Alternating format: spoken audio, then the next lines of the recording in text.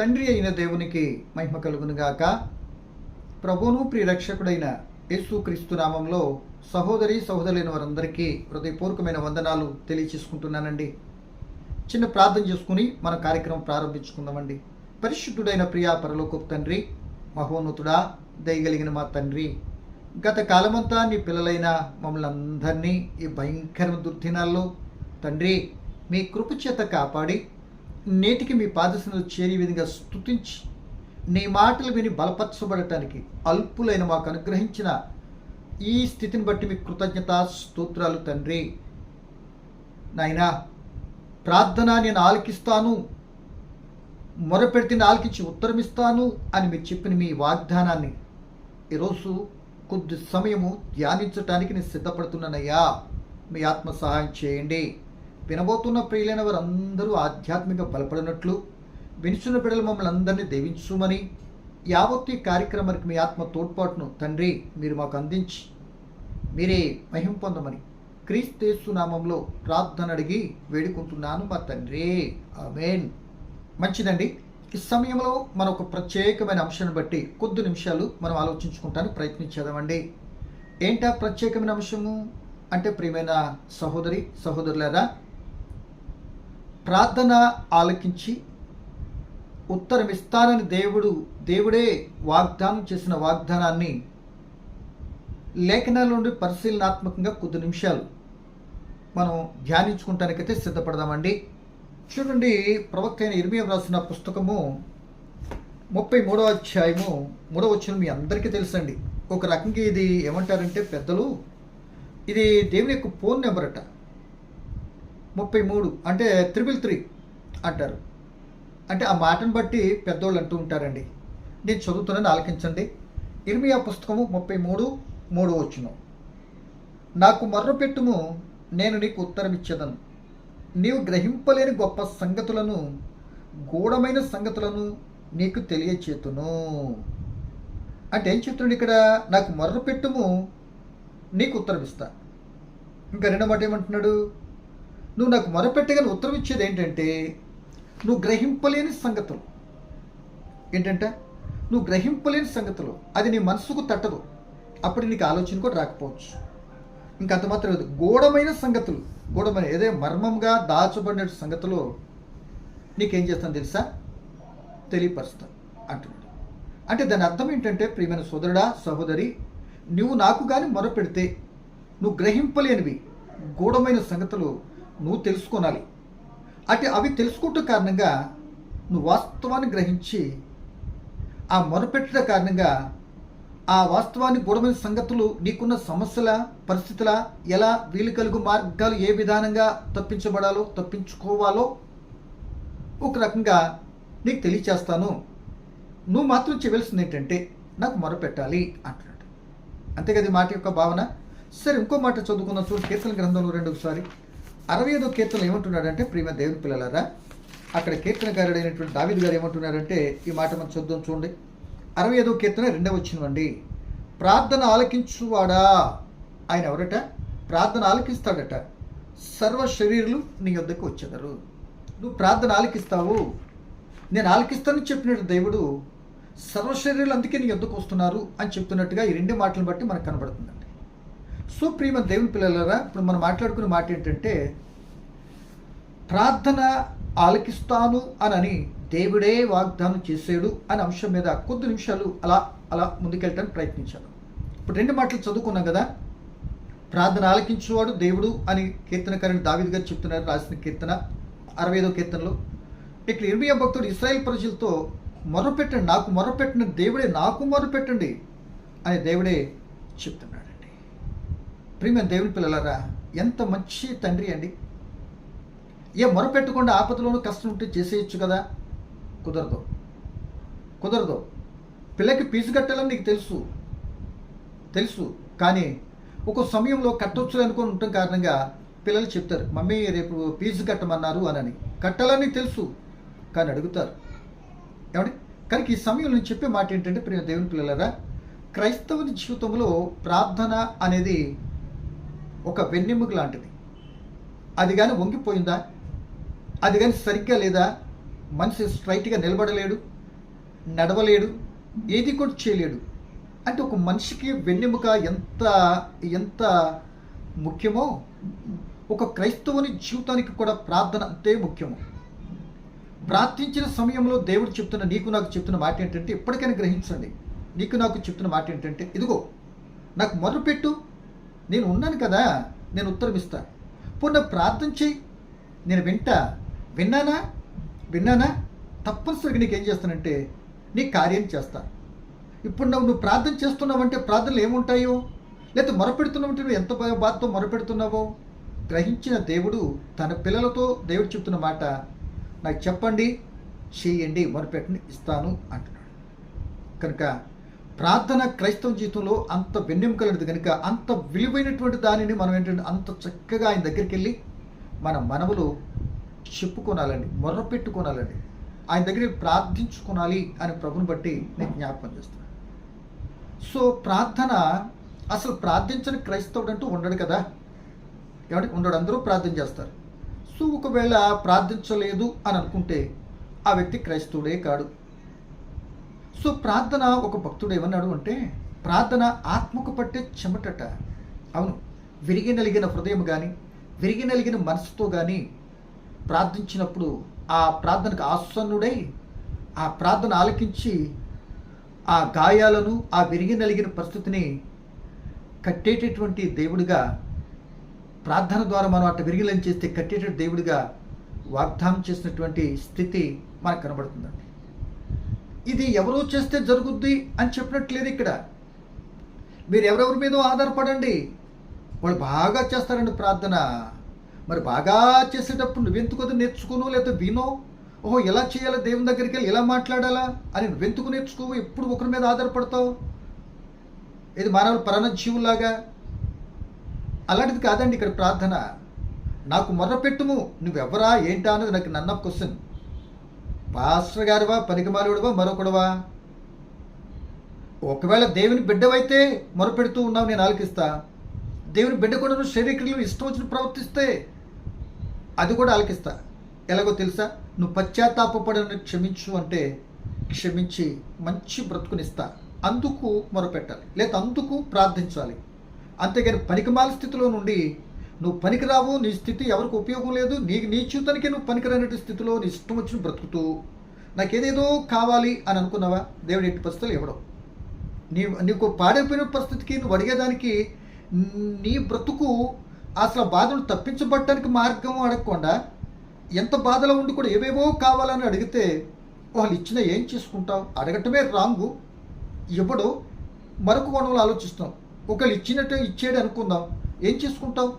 ఒక 100 ఎకరాల భూమి, 1 కేజీ బంగారం, కోట్లలో బ్యాలెన్స్ ఇచ్చేయండి, ఏం చేసుకుంటావు? నీ స్థితి బాగోలే, నీకేదో భయంకర రోగం, ఇప్పుడు అది పోగొట్టుకుంటానికి దాని మూలమైనటువంటి దాన్ని తీసి నన్ను బాగు చేయటం న్యాయమా, క్రమమా? ఏమి లేకపోయినా బ్రతుకుంటూ బలిసోకి తినొచ్చు అంటారు కదా, అది క్రమమా?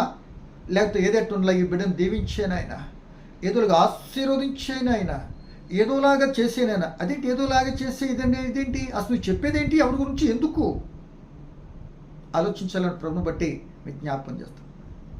చాలా పరి ఇలాగే కందకలేని దురద అంటారు చూడు, అలా కొన్ని విషయాలు చేయకూడదండి. చేస్తే ఒక వ్యక్తి కొరకు నువ్వు ప్రార్థన చేస్తే ఇలా చేయి, ఇప్పుడైనా రేపైనా ఆ వ్యక్తి రక్షణ కొరకు ప్రార్థించి తన స్థితిని మార్చుకుంటాను, మంచి మారు మనసును ప్రసాదించు తండ్రి అని అడుగు. అంతేగాని వాళ్ళు అడ్డమైన తిరుగుతుంటే అలా ఇష్టం వచ్చిన ప్రవర్తిస్తుంటే ఏదోలాగా నాయనా నన్ను కాపాడేనాయనా, లేకపోతే ఇది చేసేనైనా, అది దీవించేనైనా, అని పనిని ఆశీర్వదించానైనా అన్నావు అనుకోండి, అసలేమన్నా అర్థం ఉందో దీనికి? ఏం మాట్లాడుతున్నావు అనిపించుకోకండి. ఏమండి, ఒక చెడులో ఉంటే రక్షణ కొరకు మాత్రం ప్రార్థన చేయండి, కానీ దీవెనల కొరకు ఎప్పుడు ప్రార్థన చేయకండి. కరెక్ట్ కాదు అది. దీవించు, అసలు దాన్ని వదిలేసి కొసరించుకుంటే ఎలాగా అని ఆలోచించాలని ప్రభుని బట్టి మీకు జ్ఞాపకం చేస్తాను. అందుకే అంటే నాకు మొర్రపెట్టుము, నేను ఉత్తరం ఇస్తానంటున్నాడు కదా అండి. కనుక తండ్రి అయిన దేవుడు మొర్రపెట్టండి ఇస్తానన్నాడండి. అసలు ప్రార్థన చేసిన మన మనసేంటో దేవునికి అర్థమైపోద్దండి.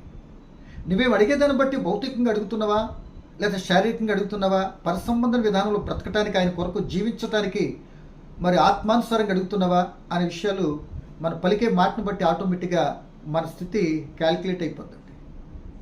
కనుక నా ప్రియమైన సోదరుడా, సహోదరి, ప్రార్థన ప్రారంభించేటప్పుడు కూడా చాలా జాగ్రత్తగా ప్రారంభించాలి.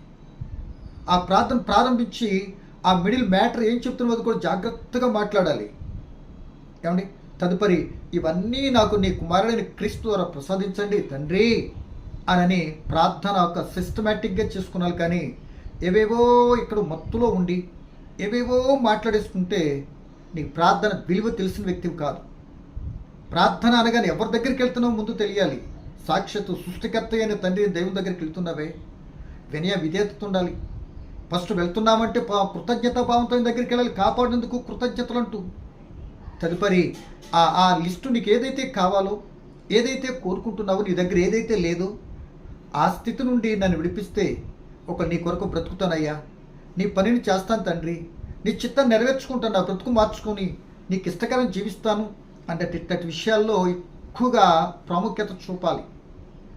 ఏమండి, కనుక ఇప్పుడు ఏం తిందుమా, ఏం త్రాగుదాం, ఏం ధరించదు, మీకు ఎందుకంత గొడవ ఎందుకు? మీకు అదే యేసుప్రభు కూడా చెప్పింది, ఎందుకంత గొడవ ఎందుకు? ఇప్పుడు ఆకాశ పక్షులు చూడండి, వాటికి నేను ఇవ్వలేదా?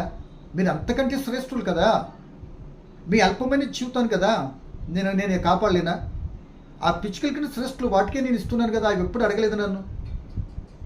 కానీ వాటి గురించి నేను చర్య తీసుకున్నప్పుడు సాక్షాత్తున్న ఆత్మ పోలికగా ఉన్నటువంటి మీ కొరకు నేను చర్య తీసుకుని చేయనా? ఒకవేళ ఇప్పుడు చర్య చేయట్లేదు అని నువ్వు భావించినట్లయితే ఇంతవరకు ఇవన్నీ నేను కాదా చేసింది?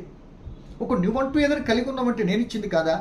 ఈరోజు నీ ప్రాణం ఉండి ఇటు వింటున్నావు, నేను మాట్లాడుతున్నానంటే ఆయన దయా భిక్ష కాదా? ఇంకేం కావాలి? నువ్వేదైనా కలిగి ఉన్నది ఆయన ఇచ్చిందే. ఏది లేదో చెప్పుకొని, నీ దగ్గర ఏమీ లేదు, ఏమి ఇవ్వలేదు నీకు, పలాంది ఇవ్వలేదండి అని అడుగుపోని, ఇవ్వంది అడుగు, ఇచ్చినందుకు కృతజ్ఞత చెల్లించడం దేవుని దగ్గరికి రా.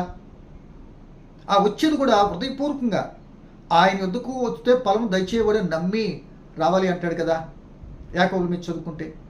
కనుక ఎఫెసీ పత్రికని చదువుకుంటే చెప్తాడు కదా. కనుక నా ప్రియమైన సోదరుడా, ప్రార్థన అనగానే అంత ప్రాముఖ్యత, చాలా జాగ్రత్తగా ప్రారంభించాలి. మిడిల్గా చెప్పాల్సిన మాటలు కరెక్ట్గా చెప్పాలి.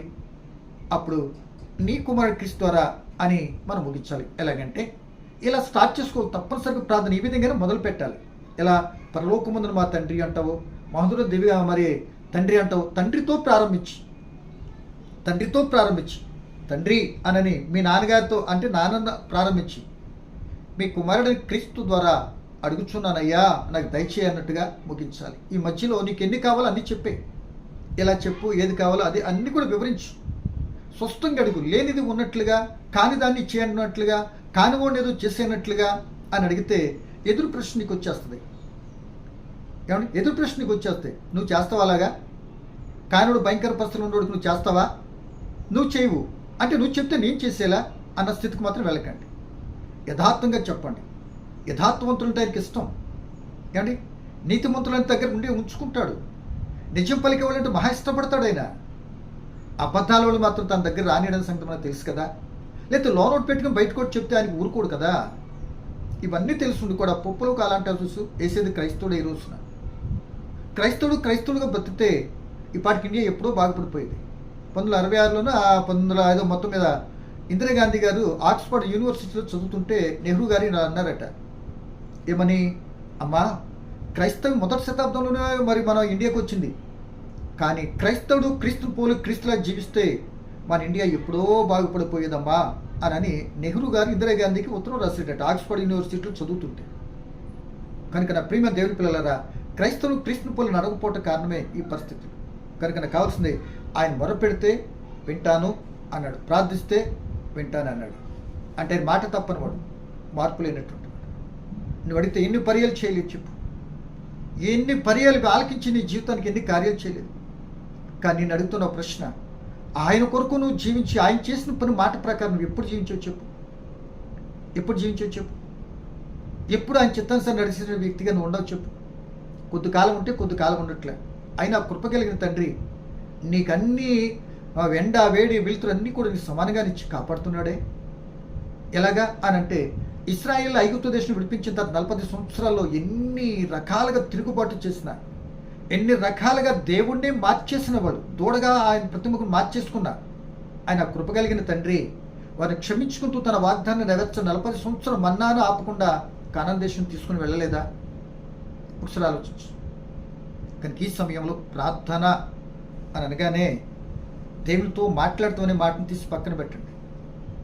ఏం మాట్లాడతావు? చాలా పర్యాలు మాట్లాడుతూ ఏం మాట్లాడతావు? పోనీ ఆయన ఏం మాట్లాడి నీకు అర్థమవుతుందా?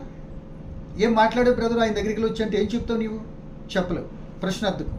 అది కాదు. దేవుని దగ్గరికి వెళ్ళేది ఎందుకు అంటే మొట్టమొదటి కృతజ్ఞత చెల్లించి నీ భావన ఏదో చెప్పుకొని మొరపెట్టడానికి కానీ చాలా పర్యాలు ప్రార్థన అనగానే కొందరు ప్రార్థన చేస్తారని ఎంత ఇదవుతుందో అది ఎక్కడ నేర్చుకున్నారో కూడా అర్థం కావట్లేదు. అది ఎక్కడ ఉంది బైబిల్ అంటే ఒకటి సమాధానం చెప్పడు. వ్యర్థమైనటువంటి ప్రార్థన చేసేటట్టు వద్దు అన్నాడు కదా యేసు ప్రభువు వారు. మీ మాటలు విస్తరించి కూడా ఎందుకు అంత గోల ఎందుకయ్యా? అంత చెప్పాల్సిన కార్యక్రమాలు ఎన్ని ఉండే? రోజు మాట్లాడుతున్నావు కదా, రోజు చెప్తున్నావు కదా, ఎన్ని కట్టలు ఉండే నీ దగ్గర? అంత విధానం ఎన్ని కావాల్సి వచ్చింది? ఎంతలో చెప్పాలి పోని అంటే ఇవన్నీ ప్రశ్నార్థకంగా ఉంటాయి. సూటిగా తేటగా ఉన్నది ఉన్నట్లుగా వాస్తవత్యాన్ని కావాల్సినట్టు అడిగినట్లుగా చేసిన దానికి కృతజ్ఞత చెల్లించేటట్టుగా మనస్సు హార్ట్ఫుల్గా హృదయపూర్వకంగా ఆ దేవుని దగ్గరకు వచ్చి మనం మాట్లాడుకుంటే నిజంగా హృదయాంతరంగాలు ఎరిగినటువంటి వాడు నీ హృదయంలో వేదన తొలగిస్తాడు.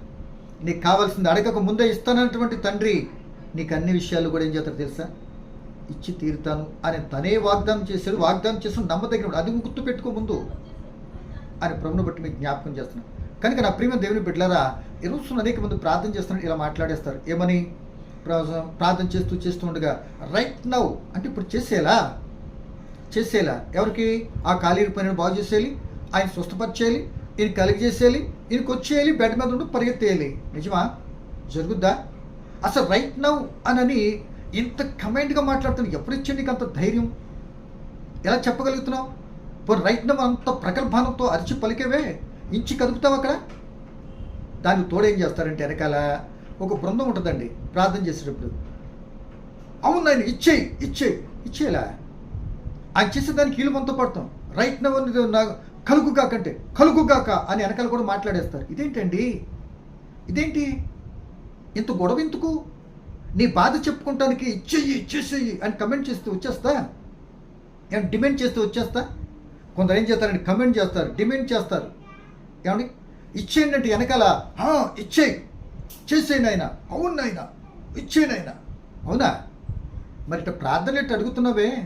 అది కష్టం నష్టం వచ్చినప్పుడు మనకు కూడా 10 రూపాయలు ఏదో శారీరక 10 రూపాయలు చక్కగా మనం అందరూ కలిసి ఏదో చేద్దామని ఎందుకు అనుకోవు? అమ్మమ్మమ్మో జేబులో డబ్బులు పోతాయి కదా, మాటే కదా అని అనుకొని చేస్తే నువ్వు పలికే ప్రతి మాట, వ్యర్థమైన ప్రతి మాట దేవుని దగ్గర లెక్క చెప్పాలి.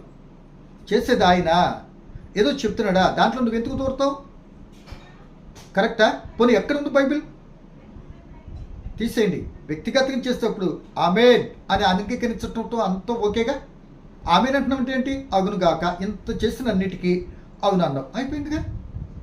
ఒకవేళ తేడా ప్రార్థనలు తేడా ఉందనుకోండి, దాని పనిష్మెంట్ కూడా నువ్వే. ఆ తేడా కూడా ఓకే నువ్వు ఇచ్చే అన్నావు కనుక దానికి నీకే నువ్వే సమాధానం చెప్పాలి ఒక రోజున. కనుక నా ప్రియమైన సోదరుడా సహోదరి, ఏదో ఇచ్చేయండి చేసేయండి అని అనకంటే ప్రార్థన అనగా ప్రాధేయపడి బ్రతిమలాడుకోవటం, కమెంట్ చేయటం కాదు, డిమాండ్ చేయటం కాదు. అలా అనుకుంటే దేవునికి మనం సుపీరియర్ కాదు, ఆయన పై వాళ్ళం కాదు. దేవుడు మనకి సబార్డినేట్ కాదు. నువ్వు ఆర్డర్ పాస్ చేస్తే చేసేయటానికి అలా మాట్లాడతాం తప్పు. కరెక్ట్ మాట్లాడకండి. ఎందుకు అన్నా ఏంటంటే అక్కడ జనాల్లో మెప్పు మేరుబాణ కొరక ఏమండి? ఎందుకుంటా? కరెక్ట్ కాదండి. లేదు ఒకవేళ అక్కడ ఉన్న సిచ్యువేషన్ అంటే పూర్తిగా నీకు తెలియదు. ఆడెందుకు ఖాళీలో పోయిందో తెలియదు, ఎందుకు రోగి అయ్యాడో తెలియదు, ఎందుకు పనికిమలతనంగా అయితే బాధలో ఉన్నాడో తెలియదు. అది విశ్వాసానికి పరీక్షకు వచ్చిందా లేక చేసుకున్న దానికి వచ్చిందా గ్రహింపలేదు. చేయి అంటారు. ఎంతవరకు కరెక్ట్? ఆ దేవుడు ఏమరకు ఉంటాడు చెప్పండి? అసలు ఇటుకే నా ఆలోచన ఉందంటావా? అసలు గ్రహింపేనా? కనుక ప్రియమైన దేవుని పిల్లలరా, ఆలోచన డిమాండ్ చేయటం కాదు, కమెంట్ చేయటం అంతకంటే కాదు. అంత స్తోమత సామర్థ్యత ఒక పాస్టర్కి కానీ ఎవరికి లేదు, ఇవ్వలేదు దేవుడు. నీ కృపను బట్టి దయచేయండి అని ప్రార్థన అనగానే ఒక విషయం మాట్లాడుతున్నామంటే బ్రతుములాడుకోవటం, ప్రాధేయపడి అడుక్కోవటం, మొర్రపెట్టుకోవటం, ఇవ్వనానా అని కానీ కమెంట్ చేసి ప్రార్థించిట్టా మాట్లాడినట్టు బైబిల్ గ్రంథాలు ఎక్కడ మనకు కానరాదండి. ఇలా ఎన్నో రకాలు దొరికిపోతున్నాయి. కరెక్ట్ కాదు. మీరైనా వింటున్న వాళ్ళని గ్రహించాలి, గమనించాలి అని ప్రేమతో నాకు తెలిసిన కొద్ది ఆలోచన పంచుకుంటున్నా మీతో. ఒక లోపం ఏదైనా ఉందనుకోండి, అన్నా ఇలా అన్నారేంటని చెప్తే నిజంగా దైవానుసారంగా అటువంటి లోపంగా నేను గబిక్కిని దుష్టుడు కూడా గబిక్కిని మాట్లాడిచ్చేస్తాడండి గలిబిలి చేయటానికి. ఏమండి అలాంటిది ఏమైనా ఉంటే చెప్తే తప్పనిసరిగా అమ్మ నిజమేరా తొందరపాటు అనుకుని అవసరమైతే వీడియో తీసేస్తాను, అది లేదంటే ఇంకా కట్ చేయటం నాకు తెలియదులేండి, అవసరం వీడియో తీసేస్తాను, ఒకళ్ళు ఇబ్బంది కలిగించడం ఎందుకు అని ప్రభుని బట్టి కూడా ఆ మాట కూడా మీకు జ్ఞాపకం చేస్తాను. కనుక నా ప్రియమైన సోదరులు మీకు మీద ఎగినిస్ట్ అవును, నిజమే మీరు చెప్పింది వెరీ గుడ్ బ్రదర్, చక్కటి ఆలోచించేవి నాన్న అని ఫోన్లో మాట్లాడినప్పుడు ఏదైనా ఉంటే నేను గ్రహించుకొని తీసేసుకుంటాను. ఎస్, హృదయపూర్వకం చెప్తున్నమాట. నేను నేర్చుకుంటున్నాను, నిజంగా నాకేం తెలియదు. చిన్న చిన్న మాటలు కొన్ని వింటున్నవి చూస్తున్న విషయాలు కొన్ని మాటలు ఇలా ఉంది కదా, చెప్తే బాగుంటుంది కదా, ఏమో కొందరన్నా వినరంటావా, కొందరన్నా ఆలోచించరంటావా. ఇప్పుడు చూసేదే కొద్దిమంది, ఆ కొద్దిమందిలో గ్రహించేటప్పుడు వారు ఉండరంటావా. ఆయన చిత్తాన్ని బట్టినట్టు వాళ్ళకి ధన్యకరం మారడానికి అవకాశం కదా, మనం చేయవలసిన పని చేస్తున్న దేవుని బట్టి అని ముందుకెళ్తున్నది తప్ప నేనేదో మేర్పడం కోసం నాకేదో తెలిసిన మాత్రం కాదని ప్రభుని బట్టి సోదరులైన మీకు కూడా జ్ఞాపకం చేసుకున్నాను. కనుక నా ప్రియమైన సోదరుడా ఆలోచించండి, ఆయన మొదపెడితే వింటానన్నాడు. ఇశ్రాయేలీలు ఒక రోజున ఐగుప్తు దేశంలో ఉన్నారు కదా, మీ అందరికీ తెలుసు కదా. మరి ఇంకా నేను ముగించడానికి ఇష్టపడుతున్నాను, తొందరగా చెప్పేస్తాను విషయాన్ని. ఆ ఐగుప్తు దేశం ఉన్నప్పుడు ఇశ్రాయేల్ ఏం చేశారు వాళ్ళు పరిస్థితిని బట్టి ఏమని వాళ్ళు మొర్ర పెట్టుకున్నారు దేవునికి. ఏం చేశారు? మొరపెట్టారు. ఆ మాట చదవమా. మొరపెట్టారు. ఎట్టి స్థితిలో ఉండి? ఆ ఐగుప్తులో ఇనప కొలిమిలో ఉండి, ఆ బానిసత్వంలో ఉండి, ఆ పనిని చేయలేక, ఆ యొక్క కఠినత్వమైనటువంటి ఆ పనుల్లో తట్టుకోలేక, ఎవరితో చెప్పుకొని వినేటటువంటి లేరు కనుక, వినినా పరిష్కరించే తత్వం వాళ్ళకి రాదు కనుక, అక్కడ ఉన్న తీరుని బట్టి వాళ్ళు బానిసలు కనుక, అప్పుడు వీటన్నిటిని ప్రక్షాళన చేయాలి అని అంటే, వీటి నుండి విడిపించబడాలంటే ఒకే ఒక దారి ఉంది. ఆ దారే అన్ని సమస్తం చేయగలిగినటువంటి ఆయన. మొరపెడితే వాగ్దానం చేసినాడు. మొరపెడితే వాగ్దానం చేశాడు, విడుదలని ఇస్తాను, లేకపోతే ఉత్తరం ఇస్తాను, నువ్వు గ్రహింపలేని స్థితిలో మీకు తెలియపరుస్తాను. నీకు తెలియదు, ఎలా విడిపిస్తాడో తెలియదు, ఎలా గ్రహిస్తాడో, మరి ఎలా నువ్వు బయటకు వస్తావో తెలియదు. నీ కంటికి కనబడకపోయినా, చెవికి కనబడకపోయినా వాగ్దానం చేసినట్టు వాడు ఏదైనా చేయగలడు. చనిపోయిన లేపగలడు, బతుకున్న వాడిని చంపగలడు, పరిస్థితులు మార్చగలడు, ఏదైనా చేయగలడు. అంటే ఆయనకి సమస్తము సాధ్యమే. వాగ్దానం చేసిన నమ్మదగిన వాడు. ఇది చేస్తాడు, కొన్ని చేస్తాడు, కొన్ని చేయలేడు అంటానికి ఆ సామర్థ్యత లేనటువంటి వాడు కాడు. సమస్తం చేయగల శక్తిమంతుడైన ఆయన ఇశ్రాయేల్ బానిసత్వంలో ఉన్నప్పుడు ఒక దేశానికి అధినేతగా పెద్ద పేరు ప్రఖ్యాతలు కలిగిన ఐగుప్తు దేశం, సర్వ సంపదలన్నీ కూడా ఐగుప్తు దేశం, చుట్టుపక్కల ప్రపంచ సంపద అంతా కూడా ఐగుప్తు దేశానికి వచ్చేసింది. మంచి రిచ్ ప్లేస్, అంత గొప్ప, అంతగా రిచ్ దేశం అది. ఎందుకంటే ఆనాటి కాలంలో సంపద అంతా కూడా ఎక్కడికి వచ్చేసింది? యోసేపు ద్వారా ఆ కరువు కాలంలో ఐగుప్తు దేశానికి వచ్చేసింది. సో ఆ ప్రదేశంలో వాళ్ళు బానిసలుగా ఉంటున్నటువంటి వ్యక్తి. సో ఈ బానిసత్వంలో ఉన్నటువంటి వీరి ద్వారానే ఐగుప్తు దేశం అంతా కూడా సమృద్ధికి వచ్చింది. వీరి ద్వారానే ఐగుప్తు దేశం అంతా కూడా ఆ జీవం పోషింపబడింది. కానీ ఆ ఇశ్రాయేలీలే, ఆ యోసేపే లేకపోతే ఆ కరువు కాలంలో తుడిచిపెట్టిపోవాలి ఐగుప్తు దేశం. కానీ ఈ రోజున అటువంటి వారిని గుర్తించకుండా, ఆ విలువేంటో తెలియకుండా, క్రొత్త రాజుకు వచ్చినటువంటి ఆ ఫరో వీళ్ళు బాధ పెడుతున్నాడు. అప్పుడు ఇశ్రాయేలు దేవునికి మొరపెట్టారు. ఎవరు చెప్పినా వినోళ్ళు లేరు, ఇంకా ఇకేం చేయాలో తోచట్లేదు. అప్పుడు జ్ఞాపకం వచ్చాడు. మనకు కూడా చాలా పర్యాలు కష్టాలు, శోధనలు, ఇబ్బందులు కలిగినప్పుడే దేవుడు జ్ఞాపకం వస్తుంది. అప్పుడు దేవుడు లేకపోతే ఇవి అవి ఎవరిస్తారని జ్ఞాపకం వస్తాయి. కనుక ఇక్కడ కూడా అలాగే వచ్చింది. చూడండి, నిర్గమాకాండం 3వ అధ్యాయం 7వ వచనం చదువుతున్నానండి. నిర్గమాకాండం 3వ అధ్యాయం 7వ వచనం. మరియు యెహోవా ఇట్లా నేను ఐగుప్తులోనున్న నా ప్రజల బాధ నిశ్చయముగా చూచితిని. పనుల్లో తమను కష్టపెట్టు వారిని బట్టి వారు పెట్టిన మొర వింటిని. వారి దుఃఖములు నాకు తెలిసే ఉన్నవి. ఆయనకి అన్నీ తెలుసు. వింటున్నాడు, ఏం చేస్తున్నాడండి? చూస్తున్నాడు. ఏమండి? ఆ దుఃఖాన్ని కూడా తెలుసుకున్నాడట. ఇక్కడ 3 మాటలు కనబడుతున్నాయి. చూశాడట, ఆ మొరను విన్నాడట, వాళ్ళ దుఃఖాన్ని ఆయన తెలుసుకున్నాడు. అది ఎంత దుఃఖపడుతున్నాడో తెలుసుకున్నాడు. అంటే నువ్వు ఒక్క మొర పెడుతుంది కానీ చేస్తే ఆయన చూస్తాడు, ఆ మొరను వింటాడు, నీకు ఏ పరిస్థితి ఉందో ఆయన తెలుసుకుంటాడు. నువ్వు తెలుసుకుంటాడు. ఎలా? నువ్వు పెట్టే మొరను బట్టి. నువ్వు పెడుతున్న మొరను విని చూసి ఆ పరిస్థితిని అర్థం చేసుకొని ఆయన కనుదృష్టి లోకమంతా సంచారం చేస్తుంది కదా. ఆయన కనపడినటువంటి సృష్టి మీద ఉంది, అంతా కనపడుతుంది. సో ఆ సందర్భంలో వాళ్ళు మొరపెట్టి 9వ వచనం కూడా మరోసారి చూడండి. ఇశ్రాయేలు మొర నిజముగా నా యొద్దకు చేరినది. అదే అధ్యాయం 9వ వచనం. ఇశ్రాయేలీల మొర నా యొద్దకు చేరినది. ఐగుప్తుల వారిని పెట్టుతున్న హింస చూచితిని వాళ్ళు హింసిస్తున్నారు, చూశాను, వాళ్ళ హింసను చూశాను, వారి దుఃఖాన్ని చూశాను, వారిని చూశాను, వారి మొరను విన్నాను అంటున్నాడు. నా ప్రియమైన వాళ్ళరా, వాళ్ళు వినగానే మోషను పంపించి విడిపించాడా లేదా? ఒకసారి ఆలోచించి ఉత్తరం ఇచ్చాడా లేదా?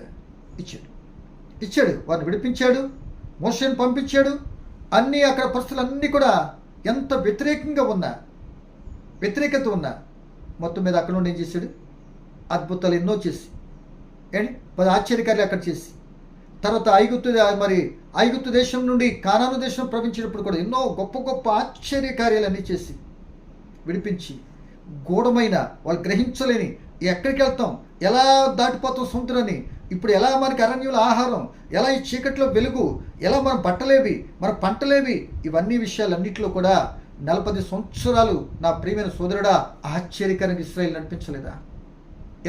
ఎలా వాళ్ళు కష్టకాలంలో మొర్రపెట్టారు దేవుడికి. దేవునితో ఏదో సోది మాట్లాడటానికి చేయలేళ్ళు, ఏదో మాట్లాడుకుందారు రండి దేవునితో అని అంతగా మాట్లాడలే. వాళ్ళు చెప్పింది మొర్రపెట్టారు. మొర్రపెట్టగా దేవుడు ఏం చేశాడు? ఆలకించి వెంటనే శాంక్షన్ అన్నాడు. మోషే విడిపించి కార్యాలను చేసి ఆయన అనుకున్నట్లుగా కానాను దేశాన్ని నడిపించాడు. అక్కడ కూడా కట్టని భవంతులు, వాళ్ళ నాటని తోటలు, విలాసవంతమైనట్టు పాలు తేనెలు ప్రవహించే దేశానికి నడిపించాడు. అంటే కష్టకాలంలోనూ ఉన్నటువంటి విషయాలు దేవుడు విడిపిస్తే నెమ్మది గల ప్రదేశానికి ఆయనే నడిపించి, ఆ కష్టం లేని ప్రదేశంలో అన్నీ కూడా తానే అన్నీ ఇచ్చి పోషిస్తాడు అనటానికి మొరపెట్టినప్పుడు ఆయన చేసే ఆశ్చర్య కార్యం జవాబు ఎంత ఆశ్చర్యకరంగా ఉంది అని గ్రహించమని ప్రభుని బట్టి మీకు జ్ఞాపకం చేస్తున్నాను. ప్రియ సోదరులారా, ఈ మాట ఒకటి సరిపోతుంది అనుకుంటున్నాను. ఇంకా రెండో మాటగా చూస్తే, ఇప్పుడు తండ్రి అయిన దేవుడేమో నాకు మొరపెట్టండి అన్నాడు. ఆ మాటను బలపరుస్తున్నట్టు యేసు ప్రభువు వారు మొరపెట్టండి అంటే ఉత్తరం ఇస్తానంటే వాగ్దానం చేశాడు. ప్రార్థన కొన్ని మాటలు చెప్పాను.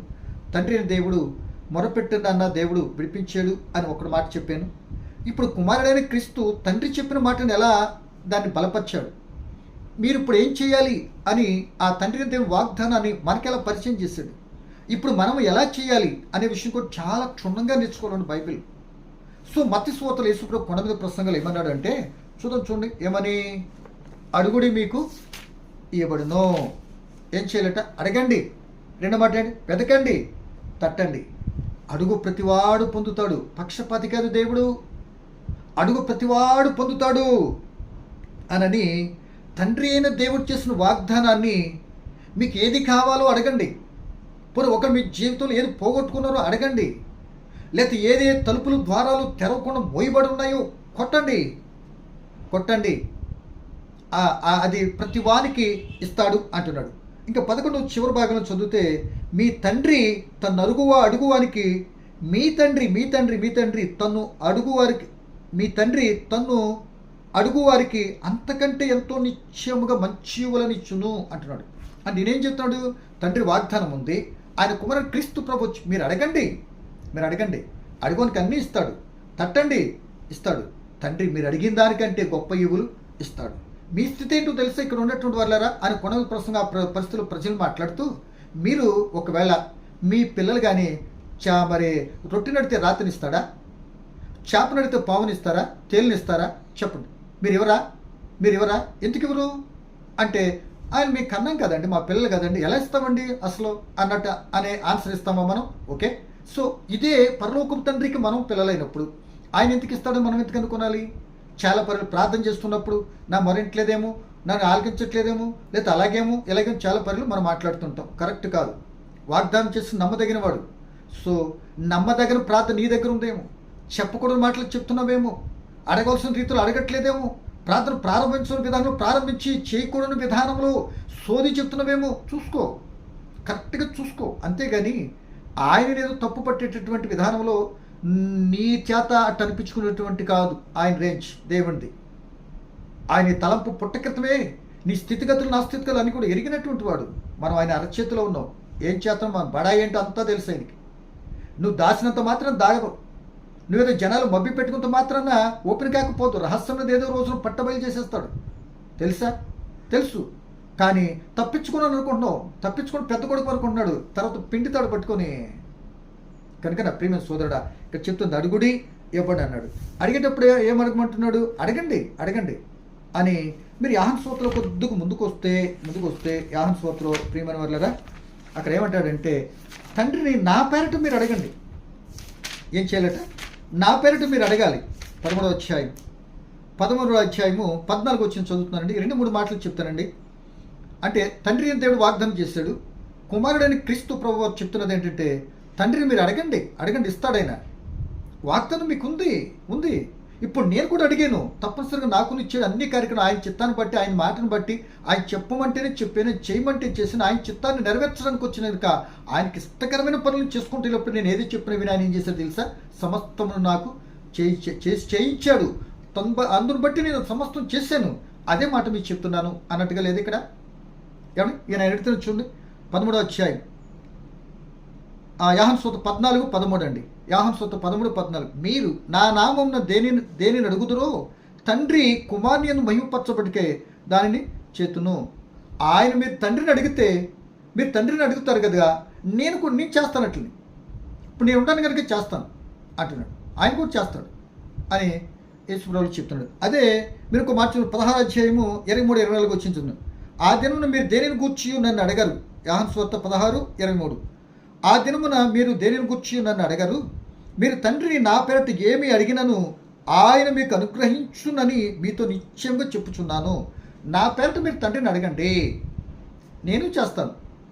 మీరు అడిగారు కనుక తండ్రి దేవుణ్ణి నా నామాన్ని బట్టి నేను చేస్తాను. ఇప్పుడు ఉన్నాను కనుక నేను చేస్తాను. ఒకవేళ అడిగితే చేసేది నేనే. ఆయన బట్టి నుంచి నేనే చేస్తాను. ఆయన సామర్థ్యత ఇచ్చాడు, సమస్తం సాధ్యపరిచే శక్తి, అధికారం అన్నీ ఇచ్చాడు. నేను చేస్తాను. ఆయన అడగండి, మీరు తండ్రిని అడగండి, నేను చేస్తాను అని 13వ వచనం చదువుకున్నాం కదా. 14లో ఇక్కడ ఏం చెప్తున్నాడంటే 16:23 మరలా చదువుతున్నానండి. ఆ దినం మీరు దేనిని గూర్చి నన్ను అడగారు. ఒక రోజు వస్తుంది, ఆ రోజున ఏం అడగరు నన్ను గురించి. మీరు తండ్రిని నా పేరట ఏమి అడిగినను ఆయన మీకు అనుగ్రహించిన మీతో నిశ్చయంగా చెప్పుచున్నాను. ఇంకా చదువుతున్నాను. ఇది వరకు మీరేమియూ నా పేరట అడగలేదు. మీరు నా పేరట ఏమి అడగలేదు. మీ సంతోషం పరిపూర్ణమగినట్లు అడుగుడి, మీకు దొరుకును. అడగండి, నా పేరట ఏమి అడగలేదు మీరు. అన్నీ నేను అడిగి దేవుని మీకు చేశాను, మీకు అన్నిటికీ చేశాను కనుక ఇప్పుడు నా పేరట మీరు నేనేం చేస్తాను, ఇస్తాను అంటున్నాడు. కనుక నా ప్రియమైన సోదరుడా, ఆయన అడగండి. అడగటానికి కూడా కండిషన్ చెప్పాడు యేసుప్రభు గారు. క్రీస్తు ప్రభు ఏం చెప్పాడంటే, యోహాను సువార్త 15వ అధ్యాయం మీరు చదువుకున్నట్టు ఏమంటాడంటే 7వ వచనం, నా యందు మీరును మీ యందు నా మాటలు నిలిచి ఉండిన ఎడల మీకు ఏది ఇష్టమో అది అడుగుడి, మీకు అనుగ్రహింపబడును. ఆయన కండిషన్ చెప్పాడు. మీరు అడగండి, ఇస్తాడు. నా తండ్రి నా పేరట ఏది అడిగినా ఇస్తాడు. ఎందుకంటే తండ్రి నాకు అనుగ్రహించినటువంటి వారు మీరు కనుక, అనుగ్రహించినటువంటి వారికి ఏది కావాలి అన్నా ఇప్పుడు నా దగ్గరికి తండ్రి నడిపించాడు కనుక, మీరు తండ్రిని మీరు ఏది అడిగినా సరే నా నామాన్ని బట్టి నాకు అనుగ్రహించినటువంటి వారిని కనుక, ఆయన బిడ్డలం కనుక ఏది అడిగినా ఇస్తాడు. ఇప్పుడు కండిషన్ ఏంటి? మీరు నా యందు ఉండాలి, నా మాటలు మీ యందు నిలిచి ఉండాలి. కండిషన్, మీరు నా యందు ఉండాలి. నా దగ్గరకు వచ్చినప్పుడు, ఆయన అనుగ్రహించినప్పుడు నా యందు ఉండాలి, నా మాటలు మీ యందు ఉండాలి. నా మాట నీలో ఉందనుకోండి, అది వాక్యం. ఆ వాక్యం నీలో ఉంటే పడిపోకుండా, అపవిత్రపరచకుండా జాగ్రత్త నడవటానికి, ప్లస్ వాక్యం ఉన్నటువంటి వ్యక్తి అడిగితే తప్పనిసరిగా దేవుడు ఇస్తాడు. ఎందుకంటే వాక్యం ఉన్నట్టు వ్యక్తి ఆత్మానుసార విషయాలు ఎక్కువ అడుగుతాడు. భూ సంబంధ విషయాలు, భూమి మీద ఆశ గతించిపోతుంది. సాతాను అధికారంలో ఉన్న పరిస్థితి ఇది. ఎట్టుపడిన ప్రమాదం. దీని నుండి కాపాడబడాలన్నా, తప్పించబడాలి అన్నా ఏమడగాలి? పర సంబంధమైనటువంటి వాటిని. ఎఫెసు పత్రిక చెప్పేది అదే. ఏమండి? ఎఫెసులో 5 చెప్పేది అదే కదా అని 5వ అధ్యాయం చెప్తున్న మాట. భూ సంబంధం వాటి కొరకు కాదు, పర సంబంధం వాటిని అడుగుతారు. ఎందుకు? యేసు ప్రభు మాట, ఆయన చెప్పినటువంటి ఆ కండిషన్, నా పేరు అడగమంటే ఆయన చెప్తున్న మాట ఏంటంటే, అడగండి, ఓకే, తప్పలేదు, కానీ ఇలా అడగండి. నా మాట నా మాట ఎందు ఉండండి, నా మాట మీలో నిలిచి ఉండండి. మీకు ఏది ఇష్టమో అప్పుడు, ఏది ఇష్టం వద్దు అప్పుడు, మీకు ఏది ఇష్టం వద్దు, మీ ఇష్టాన్ని నెరవేర్చడానికి తప్పనిసరిగా మీరు అడిగితే ఆయన ఇస్తాడు. మీ ఇష్టం నెరవేర్చబడింది కనుక అప్పుడు తృప్తిపరచబడతారు, అప్పుడు ఆనందపడతారు. అప్పుడు మీరు ఆనందపడుతున్న తీరు లోకం చూస్తే, ఇది ఎవరిచ్చారు అని అంటే, మా తండ్రి ఇచ్చాడు, ఆయనకి చెప్పుకున్నాం మేము, మాకు ఇచ్చాడు అని ఆ విధానము లోకంలో సాక్షిగా ఉంటారు. అనేక మంది బ్రతుకులు మార్చబడటానికి మీరు ఒక సాధనంగా ఉండవలసిన తీరు ఇదిగో ప్రార్థనలో అడిగేట విధానం ఉండాలి అని పొందుకున్నటువంటి వారి ద్వారా మనం కనుపరచాలని వాక్యాన్ని బట్టి గ్రహించాలి. కనుక ప్రేమ దేవుని పిల్లలారా, ఇంకో మాటగా చెప్తే మీరు గమనించినట్లయితే, ప్రేమ దేవుని బిడ్డలారా, ఆయన అడిగేటటువంటి ఎంత మాత్రం త్రోసివేసేటువంటి వాడు కాడని మన అందరికీ తెలుసండి. సో తండ్రి అయిన దేవుడేమో వాగ్దానం చేసాడు, మొరపెడితిస్తానని ఆల్రెడీ ఇచ్చాడంటే ఉదాహరణ చూసాం. కుమారుడైన క్రీస్తు ప్రభు కూడా ప్రియదేవుని బిడ్డ అడగండి ఇస్తానన్నప్పుడు, నేను చేస్తున్నప్పుడు ఎన్నో పర్యాలు యేసును అడిగినా అనేక మంది గుడ్డువాని కానీ కుంటువారు కానీ ఇంకా కరెక్ట్గా మనం చెప్పుకుంటే మత్తయి సువార్త 8వ అధ్యాయం చూస్తే ఒక కుష్ఠరోగి వచ్చి, అయ్యా నీకు ఇష్టమైతే మరి అన్నాడు. ఓకే, శాంక్షన్, నాకు ఇష్టమే అని ఆయన కూడా చేశాడు. కనుక నా ప్రియమైన సోదరుడా, ఇక ఈ ప్రార్థన విషయాన్ని అడగండి అన్నటువంటి విషయాన్ని దాని శిష్యులు ఏమి ఇస్తారు, ఎలా అడగాలి అని చెప్పారు. ఆ మాట చెప్పేసి ముగించుకున్నారు. ఒక సిస్టమేటిక్గా తండ్రి వాగ్దానం చేశాడు, కుమారుడు కూడా దాన్ని బలపరుస్తూ మీరు అడగండి ఇస్తాడు మా నాన్న అని చెప్పాడు. ఇప్పుడు యేసు ప్రభుల వారు శిష్యులు ఆయన పరలోకం వెళ్ళిపోయిన తర్వాత ఇప్పుడు వీళ్ళేం చెప్పారు క్రైస్తవ జనాంగానికి? క్రీస్తు ప్రభు మాదిరి కదా, ఇప్పుడు వీళ్ళేం చెప్పారు ఒక మాటను మనం ఆలోచించడం ప్రయత్నించారు. చూడండి, మొదటి యోహాను రాసిన పత్రిక 5వ అధ్యాయము 13-14 వచ్చిన చదువుతున్నాడు. ఇది బాగా మనం ఆలోచించదగ్గ విషయం. ఇదండి నేటి క్రైస్తవులు చేయవలసినటువంటి వరుస క్రమం. ఏమండి చదువుతున్నాను చూడండి. మొదటి యోహాను రాసిన పత్రిక 5వ అధ్యాయము 13. దేవుని కుమారుని నామమందు విశ్వాసముంచు మీరు నిత్య జీవం గలవారని తెలుసుకున్నట్లు నేను ఈ సంగతులు మీకు వ్రాయిచున్నాను. ఆయనను బట్టి మనకు కలిగిన ధైర్యం ఏదనగా, ఆయనను బట్టి తండ్రి దేవుని బట్టి లేదా క్రీస్తుని బట్టి మనకు కలిగిన ధైర్యం ఏది అని అంటే తండ్రి దగ్గర నుండి పొందుకుంటానికి అన్న మాటగా తీసుకుంటే ఏం చెప్తున్నాడు? ఆయనను బట్టి మనకు కలిగిన ధైర్యం ఏదనగా ఆయన చిత్తానుసారంగా మనం ఏది అడిగినను ఆయన మన మనవి ఆలకించుననున్నదియే. ఆయన చిత్తానుసారంగా అడగాలి. ఆయనకి ఇష్టకరమైనది, నీకు ఇష్టమైనది ఏదో ఇవ్వాలి అంటే ఆయన చిత్తానుసారంగా అడగాలి అని యేసు ప్రభు ఇష్టమైనది పొందుకుంటా అని చెప్పిన మాటని ఆయన చిత్తానుసారంగా అడగండి అని శిష్యులు దాన్ని బలపరుచుకుంటూ ముందుకు తీసుకుని వెళ్ళారు. మనకు అర్థమవుతుంది కదండి. కానీ ఆయన చిత్తానుసారం అంటే ఏది, ఆయన ఇష్టం అంటే ఏది? ఇప్పుడు ఒకవేళ అనుకుంటే ఆయన చిత్తానుసారం ఏది? ఆయన మాట ఆయన యందు నువ్వు నిలిచి ఉండాలి. ఆ పలికిన మాట నీలో నాలో మనలో ఉండాలి. ఆయన చిత్తం జరిగించే వ్యక్తిగా ఆ మాటలు ఉన్నప్పుడు నడుస్తాం. అట్టి వ్యక్తులు ఆయన ఏది అడిగితే అది ఏం చేస్తాడంట? ఆయన చిత్తానుసారంగా అడిగితే ఆలకించుననేదియే ఆయన చెప్పినటువంటిది. ఇంకో మాట చెప్పుకున్నాడు 2వ అధ్యాయం 25 చెప్తే ఆయన ఆలకించును అనేది ఆలకిస్తే ఏమిస్తాడు అని అడిగితే ఆయన చెప్పిన వాగ్దానం ఏంటంటే చదువుతున్నాం చూడండి. 2వ అధ్యాయం అదే యోహాను రాసిన పత్రిక 2వ అధ్యాయం 25 వచనం. నిత్య జీవం అనుగ్రహించుననేదియే తానే మనకు చేసిన వాగ్దానం. అదే తండ్రి చేసిన వాగ్దానం ఏంటంటే మీరు అడగండి. నిత్య జీవము చేసిన వాగ్దానం కొరకు మీరు అడగండి. ఆ క్రీస్తు ప్రభుతో రక్షణ పొందుకు దాని మాటలను జీవిస్తూ ఉండండి. ఇదిగో ఆయన చిత్తానుసారంగా బ్రతకండి. అప్పుడు మీరు అడిగేదేంటి ఏమై ఉంటుందో తెలుసా? నిత్య జీవం.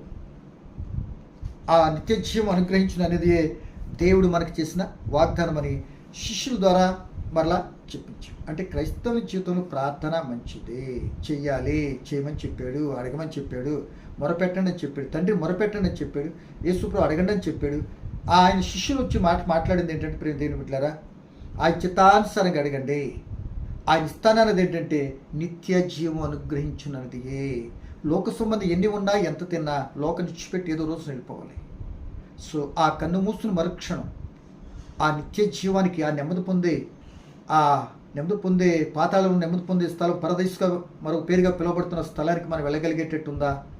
అలా జీవిస్తున్నప్పుడు ఇక్కడ ఏది కావాలో ఇవన్నీ విడిచిపెట్టేటది కనుక ఇవన్నీ కూడా ఏదో రోజు వదిలేసి వెళ్ళిపోయేది కనుక ఏది నా దగ్గర ఉంటే నేను నిత్య జీవానికి వెళ్తానో, ఏది కావాలో ఒక క్రైస్తవుడు స్పష్టంగా దేవుని అడిగేటటువంటి వాడుగా ఉండాలి. అంటే ఏది కోరుకుంటే అయ్యా నీ కొరకు నేను ఎలా బ్రతకాలో నేర్పించు, నీ చిత్తాన్ని నీ పనిని ఎలా చేయాలో నాకు నేర్పించు, ఈ నాకు సమస్యలు ఇరుకులు ఇబ్బంది సోలిపోయి ఇలాంటి విషయాలు కృంగిపోతున్న పరిస్థితులను నేను ఎలా బలపరచాలో నాకు నేర్పించు, ఎన్ని కష్ట శోధనలు వచ్చినా సరే ధైర్యంగా ముందుకు ఎలా వెళ్ళాలో నన్ను బలపరచు. ఆనాడు నీ భక్తులను నీ కొరకు జీవించిన బిడ్డలను మీరు ఎలాగైతే బలపరిచారని ఆ మాటలు మనం చదువుకుంటూ అవి కూడా నాకున్న ఈ పరిస్థితిని బట్టి మరి వాళ్ళు చేసిన తీరు నేను కూడా అలా చేయాలనుకుంటున్నాను, ఒక వ్యక్తిగా నేను ఉండాలి అని నిర్ణయం తీసుకుని ముందుకు వెళ్ళాలనుకుంటున్నాను, నాకు సహాయం చేయండి తండ్రి అని అడిగితే ప్రియ దేవుని బిడ్డ వాగ్దానం చేసి నమ్మదగిన వాడు కనుక ఆయన ఇచ్చిపెట్టు. నేను ఉన్నత దర్శనం తీసుకుని వెళ్ళటానికి ఆయన ఇష్టపడతాను. కనుక ఈ సమయంలో నేను ముందుకు ఇష్టపడతాను. ఇప్పటికే కాలాతీతమైంది. నేను ప్రార్థన గురించి కొద్ది మాటలు చెప్పాను, ఎలా ప్రారంభించాలో కొద్దిగా చెప్పాను, ఎలా ప్రార్థన అంటే ఏదో చిన్న వివరణ ఇచ్చాను, ఇంకా చాలా చిన్న వివరణ ఇచ్చాను. ఆ మొరపెట్టాలి అని దేవుడి చేతి మొరపెట్టినటువంటి దేవుడు ఎలా విడిపించే సాక్షాత్తు వ్యక్తిని పంపించి చెప్పాను. ఆ క్రీస్తు ప్రభు ఆ మాటను బలపరిచి అడగండి ఎలా అడగాలో వివరించి చెప్పాడు. ఏమండి తదుపరి శిష్యులు ఏం చెప్పారు అని అంటే మనకి ఆయన చిత్తానుసారం అడగండి అబ్బా. ఆయన వాగ్దానం నిత్యజీవం ఆ నిత్యజీవం కొరకు అడగండి. అప్పుడు తప్పనిసరి పొందుకుంటాం. ఆయన జ్ఞానం కొరకు, ఆయన కొరకు పనిచేయటం కొరకు, ఆయన కొరకు బ్రతకటం కొరకు, ఈ భయంకర లోకంలో ఇట్టటి పరిస్థితుల్లో ఆయన చిత్తం నెరవేర్చేటువంటి బిడ్డగా నీ చిత్తానుసరణ ఎలా అడగాలి అని అంటే ఆయన చిత్తం ఏంటో నీకు తెలియాలి. అది ఆయన చిత్తం. ఆయనలో రక్షణ పొందిన నీతిని యథార్థను అనుసరిస్తూ ఆయన మాట ప్రకారం ఏ పాప అంటుకుండా కొన్ని ఆటంకాలు పరిస్థితులు ఎదురైనా యోహాను సువార్త 15:7 ఆ క్రీస్తు చెప్పినట్లుగా అలా ఉంటే ఆ చిత్తానుభవం నడిస్తే ఆ యథార్థత, ఆ నీతిని అనుసరించడం, నిజం పలికెట్టే స్థితి ఉంటే ఒకరోజు ఆయన దగ్గర ఉంటావు. ఈ మాటలు అడిగేట వ్యక్తులుగా మనం ఉండాలి. అలా ఉంటే ఇలా జీవిస్తుంటే నీకేది కుదువు లేకుండా నువ్వు అడగక ముందే నీకు లోక సంబంధమైన ఏదో పిచ్చుకలకి ఇస్తానన్నట్టు ఆయన నీకేది కుదువు లేకుండానే అన్ని అనుగ్రహిస్తాడు. కొద్దిగా ఓపు పట్టు అని ప్రభుని బట్టి మీరు తెలియపరుస్తూ ఈ విధానంగా మనం ప్రార్థన చేసే వరకు ఉండాలి. సో అన్నిటికంటే ముఖ్యంగా ఎవరి మీద ఆధారపడటం కాదు. వాగ్దానం నీకు ఉంది, నీకు వాగ్దానం ఉంది. దేవుని బిడ్డలుగా వాగ్దానం ఉంది. దేవుని బిడ్డలకి మీరు మొరపెట్టండి. కొద్దిగా ప్రార్థన సహకారం కోరుకోండి, తప్పు కాదు. ముందు నువ్వు చేయాలి. ఎవరి మీద ఆధారపడతాం కాదు. ఎక్కడో ఫోన్లతో ఏదో చేసుకుంటూ అని కూడా చెప్పట్లే. అది మీ ఇష్టం. అది నేను అవునా కాదని చెప్పి మిమ్మల్ని ఇబ్బంది పెట్టను. సో అది కూడా ప్రార్థన చేయించుకుంటానికే వెళ్ళలేని స్థితిలో ఉండి ఫోన్లో కాంట్రవర్సీ. సో అది మీ ఇష్ట విజ్ఞతగా విడిచిపెడతాం. సో ఈ ప్రకారం ప్రార్థన వాగ్దానం ఉంది, మర్చిపో. తప్పనిసరి వాగ్దానం నమ్మదగిన వాడు నా ప్రార్థన ఆలకిస్తాడు. తప్పని జవాబుద్దని ధైర్యంతో ఆయన సందర్లో ప్రార్థించుకుంటూ సాగిపోయే కృప అటు ఆత్మ తోడ్పాటు దేవుడు ఇవ్వాలని నేను కోరుకుంటున్నాను. సో మన ప్రార్థన ఎక్కువగా ఆలకించాలి అంటే పరిశుద్ధాత్మ చెప్పిన మాట ఈ మాట చెప్పలేదు నేను. ఆయన మనకు కలిగి ఉంటేనే ఎలా ప్రార్థన చేయాలైనా నేర్పిస్తాడు. ఆ పరిశుద్ధాత్మ కలిగి ఆయన చిత్తానుసారి ప్రార్థన చేసి ఆ అడిగిని పొందుకొని ఆయన చిత్తంలో ముందు సాగిపోయి ఆత్మ తోడ్పడి కోరుకుంటూ ఈ నా మాటలు ముగిస్తున్నాను. Thank you. పరిశుద్ధుడైన ప్రియా పరలోకపు తండ్రి, పలకబడిన మాటలో పరమార్థం బిడ్డలు గమనించి మీ చిత్తానుసారి ప్రార్థించే కృప ఆత్మ తోడ్పాటు మాకు నీ బిడ్డలకు అనుగ్రహించి మీకు ఇష్టమైతే మేము ఉంటూ మీరు అంగీకరిస్తే రేపటి కాలం కలుసుకుంటూ మీ చిత్తమైతే అంతవరకు నీ కృపను భద్రపరిచి నీ వాక్యం చేత బలపరిచి నీకు ఇష్టకరం జీవితం జీవిస్తూ ఆ నిత్యజీవ వారసులుగా మిమ్మల్ని అడుగుతూ అటు బ్రతికే ఆత్మ తోడ్పాటు మాకు అనుగ్రహించి మీరు మహిమ పొందమని క్రీస్తు యేసు నామమున ప్రార్థన అడిగి వేడుకుంటున్నాను మా తండ్రి. ఆమేన్. Thank you. గాడ్